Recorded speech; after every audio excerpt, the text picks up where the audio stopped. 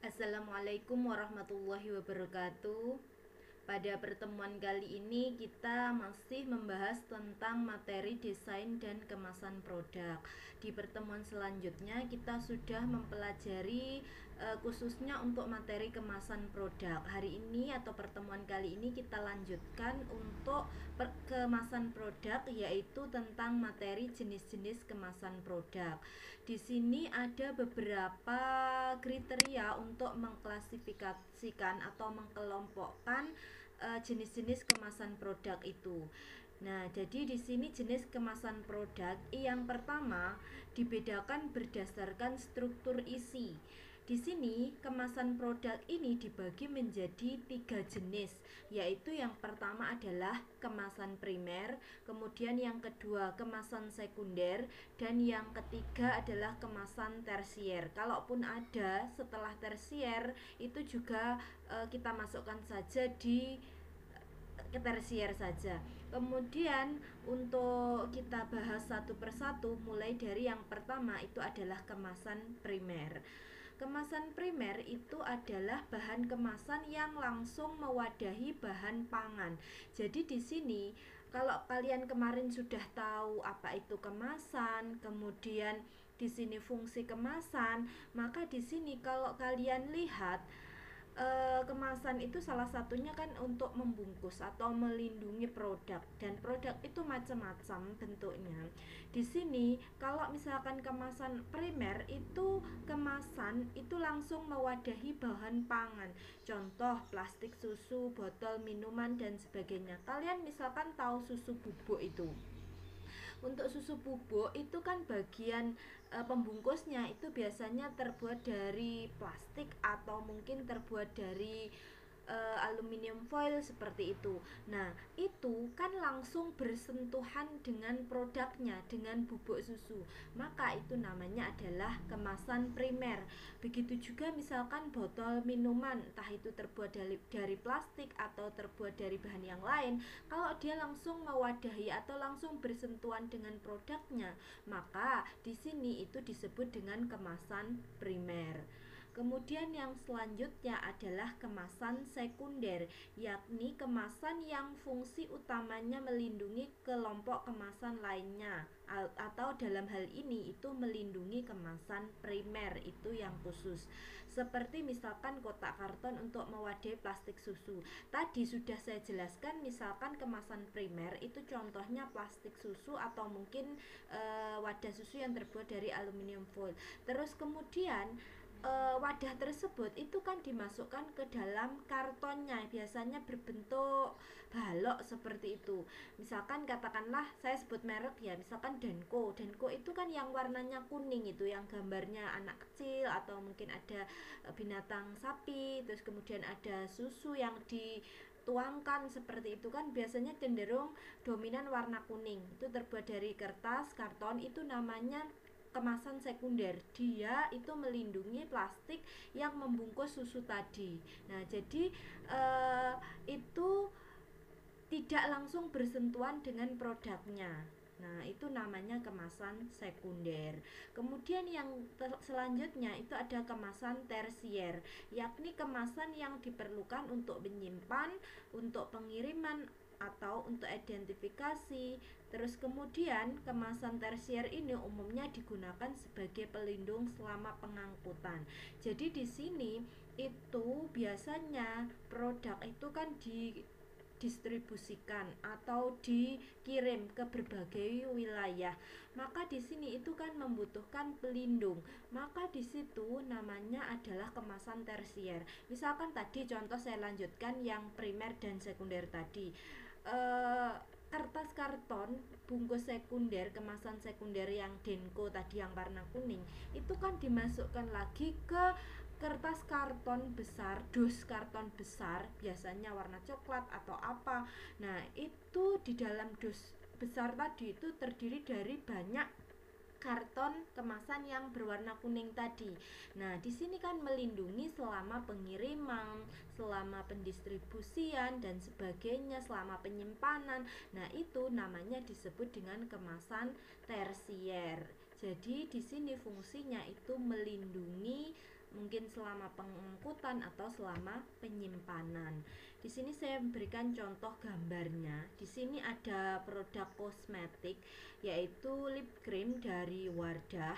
Ini namanya adalah kemasan primer. Kenapa? Dia langsung bersentuhan dengan cairan lip cream yang ada di dalam tabung kaca ini. Jadi ini tabung kaca itu disebut dengan kemasan primer, langsung bersentuhan dengan produknya yang ada di dalam.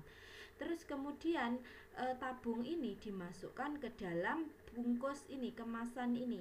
Nah, ini namanya kemasan sekunder. Kemasan ini melindungi yang ada di dalamnya, yaitu melindungi kemasan primer.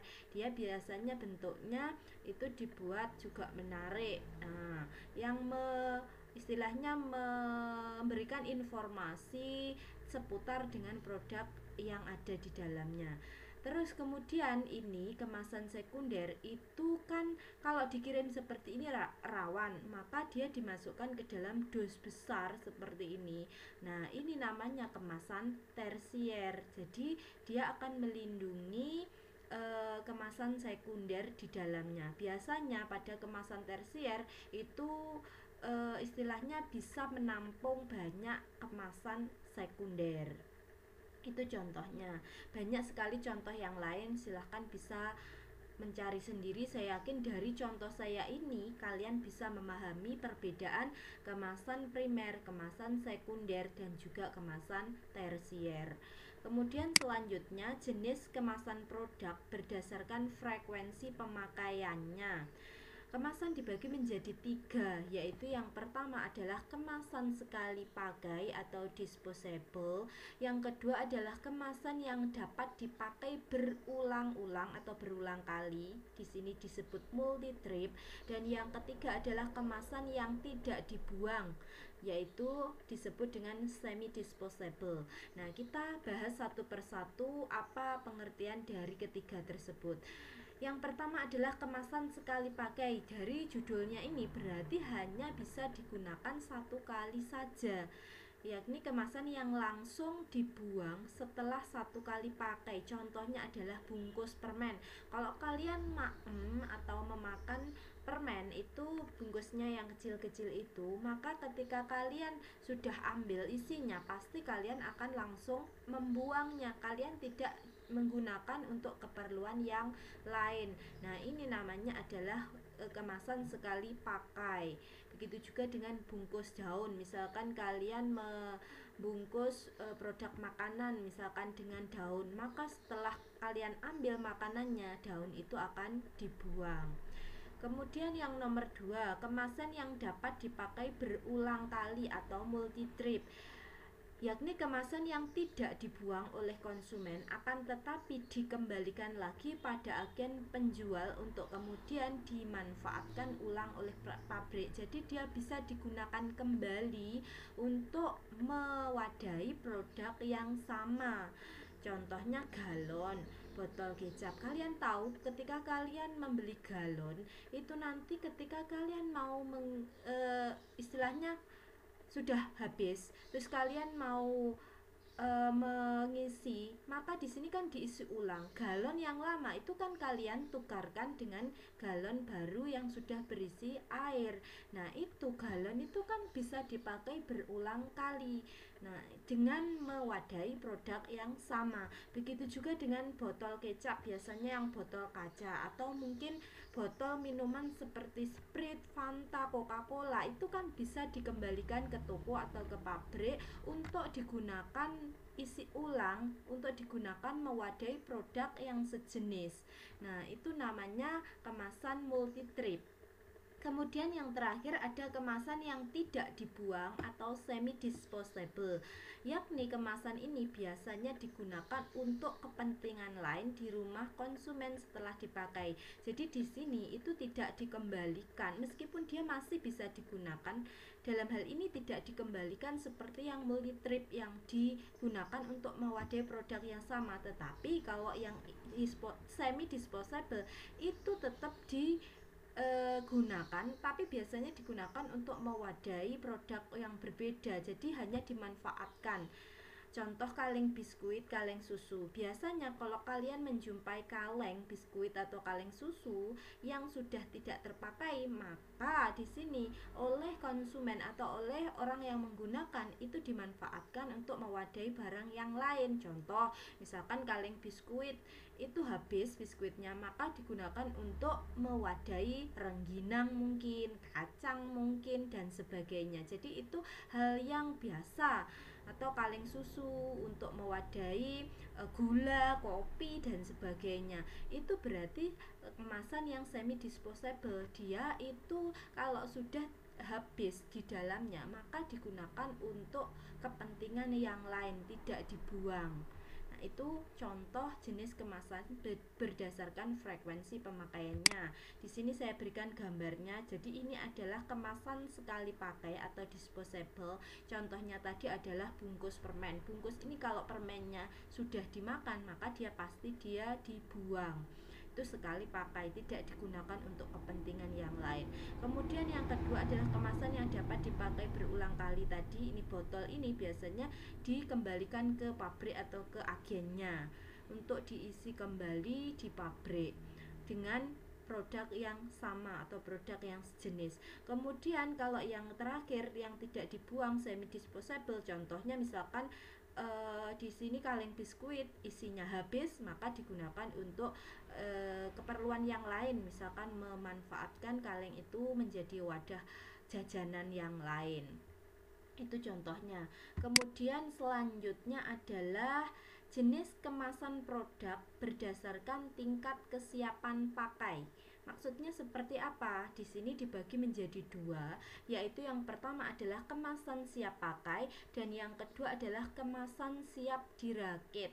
Kemasan siap pakai dan kemasan siap dirakit kita bahas satu persatu. Yang pertama adalah kemasan siap pakai, yakni bahan kemasan yang siap untuk diisi dengan bentuk yang telah sempurna sejak keluar dari pabrik. Jadi dia ketika diproduksi oleh pabrik sudah dalam bentuk jadi, siap digunakan, siap dipakai. Contoh misalkan wadah botol, wadah kaleng, dan sebagainya. Dia sudah dalam bentuk jadi. Jadi oleh pabriknya atau oleh penggunanya tinggal digunakan untuk mewadahi produk atau tinggal untuk membungkus produk, itu siap dipakai. Kalau siap dirakit, maka kemasan yang masih memerlukan tahapan perakitan. Jadi dia masih ada proses lanjutan sebelum pengisian, misalkan kaleng dalam bentuk lempengan dan silinder fleksibel, wadah yang terbuat dari kertas, foil atau plastik. Jadi di sini sebelum digunakan untuk mewadahi produk, maka dia dirakit dulu. Itu untuk kemasan yang siap dirakit. Contoh lebih jelasnya di sini. Nah, kalau yang sebelah kiri itu siap pakai. Kalau misalkan ini belum ada isinya, belum ada airnya, maka di sini botol itu sudah jadi, keluar dari pabrik itu sudah jadi botolnya, tinggal mengisi produknya. Sedangkan yang sebelah kanan itu siap dirakit. Jadi di sini kertas, terbuat dari kertas, dia sudah di modif tertentu sesuai dengan apa yang diinginkan, tapi dia belum dibentuk seperti yang bawah ini. Jadi dia dirakit dulu agar dia menjadi bentuk seperti yang diinginkan. Nah, ini namanya kemasan siap dirakit. Seperti misalkan kayu atau wadah kayu atau apa, nah itu juga mungkin ada yang siap dirakit. Terus kemudian selanjutnya adalah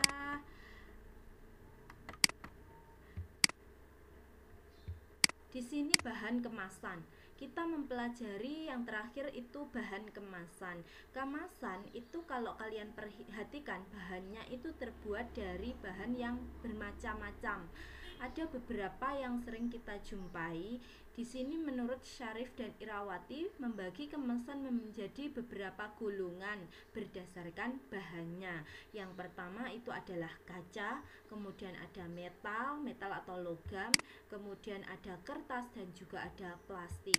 Kita bahas satu persatu. Yang pertama itu adalah kaca. Di sini kalau kalian perhatikan biasanya botol-botol wadah minuman seperti Fanta, Sprite, Coca-Cola itu kan terbuat dari kaca. Kemudian mungkin juga botol kecap yang ukuran besar atau mungkin wadah-wadah yang lain itu terbuat dari kaca. Di sini kalau kaca itu mudah pecah, transparan karena warnanya kan bening. Nah, di sini tidak cocok untuk produk yang tidak tahan pada sinar ultraviolet. Tapi di sini keuntungannya biasanya kan dia lebih aman. Produk yang ada di dalam itu lebih aman. Kemudian dia transparan sehingga produk yang ada di dalam itu misalkan bisa terlihat dan sebagainya. Jadi ada beberapa produk yang memang hanya dibungkus dengan aman itu kalau bahannya kaca. Kemudian yang selanjutnya ada metal atau logam. Biasanya contohnya itu terbuat dari aluminium contohnya. Kemasan dari logam mempunyai kekuatan yang tinggi sehingga cocok untuk mengemas produk-produk yang membutuhkan kemasan yang muat. Misalkan untuk mengemas produk yang membutuhkan tekanan udara yang cukup. Jadi di sini itu hampir sama dengan kaca. Di sini produknya terlindungi, jadi bagian dalam itu terlindungi biasanya, tapi itu tidak transparan seperti kaca. Tapi keuntungannya kadang dia ringan kalau misalkan yang terbuat dari logam atau aluminium misalkan. Nah itu bisa melindungi produk-produk yang ada di dalamnya, atau mungkin harganya juga lebih murah daripada bahan yang terbuat dari kaca. Terus kemudian selanjutnya ada kertas. Kemasan dari kertas ini tidak tahan terhadap kelembapan dan air, jadi mudah rusak. Jadi kemasan kertas tidak cocok untuk mengemas produk-produk yang memiliki kadar air tinggi atau dalam keadaan cair. Jadi produk kalau dalam bentuk cair tidak mungkin. Di sini wadahnya itu adalah kertas, kemasannya itu kertas, tidak mungkin karena kemasan yang terbuat dari bahan kertas itu tidak tahan terhadap air.